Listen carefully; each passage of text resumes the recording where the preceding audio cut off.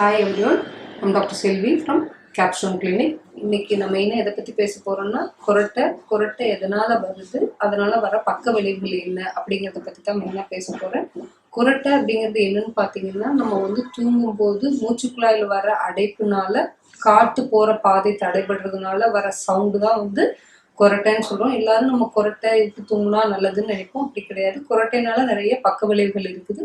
கொரட்டை எதனால எல்லாம் வருதுன்னு பார்த்தீங்கன்னா, மெயினாக வந்து நம்ம மூச்சு போகிற பாதை அடைபடுறது எதனால எல்லாம் வரலாம்னு பார்த்தீங்கன்னா, ஒருத்தவங்களுக்கு காமன் கோல்டு வர்றதுனால, அதாவது ஒரு சளி பிடிக்கிறதுனால மூச்சுக்குழாயில் வீக்கம் வந்து அதனால வந்து இருக்கலாம். சில பேர்த்துக்கு வந்து பார்த்தீங்கன்னா, குழந்தைங்களை பார்த்தீங்கன்னா வந்து அடினாய்ட், டான்சில் என்லார்ஜ்மெண்ட் அதனால வரலாம். சில பேர்த்துக்கு நாக்கு பெருசாக இருக்குது, டங் என்லார்ஜ்மெண்ட் சொல்லுவாங்க, அதனால வரலாம்.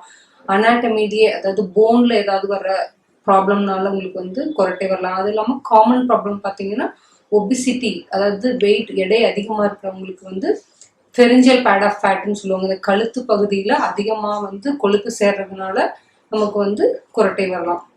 ஸோ இந்த கொரட்டைனால என்ன ஆகும்னு பார்த்தீங்கன்னா, இனிஷியலாக பார்த்தீங்கன்னா உங்களுக்கு வந்து காற்று போகிற பாதை வந்து தடைபட ஆரம்பிக்கும். அது சம்டைம்ஸ் பார்ஷலாக இருக்கும், சில பேர்த்துக்கு கம்ப்ளீட்டாக அடைச்சிடும். ஸோ கம்ப்ளீட்டாக அடைக்கும் போது மூச்சே நின்றுவார், ஆல்மோஸ்ட் ஸ்டாப் ஆகிற மாதிரி. அதுக்கு பேர் வந்து ஆப்னியான்னு சொல்லுவாங்க. அதாவது வந்து மூச்சு வந்து ஒரு 10 செகண்ட் வந்து டோட்டலாக காற்றே போகாமல் இருக்கும்போது அதுக்கு பேர் ஆப்னியான்னு சொல்லுவாங்க. அதை மூளை உடனே சென்ஸ் பண்ணி அவங்கள எழுப்பி விடுறதுனால மறுபடியும் தசையெல்லாம் நார்மல் லெவலுக்கு வந்து மறுபடியும் ஏர் போக ஆரம்பிக்கும்.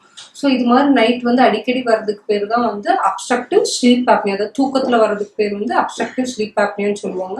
இந்த மாதிரி அடிக்கடி நைட்டில் பேஷண்ட் வந்து தூக்கத்துலேருந்து எழுந்துக்கிறதுனால என்ன ஆகும்னு பார்த்தீங்கன்னா, அவங்களுக்கு வந்து நைட் ஒழுங்கான தூக்கம் இருக்காது. அதனால வந்து ஏர்லி மார்னிங் ஹெட்ஏக் இருக்கலாம், இரிட்டபிலிட்டி இருக்கலாம்.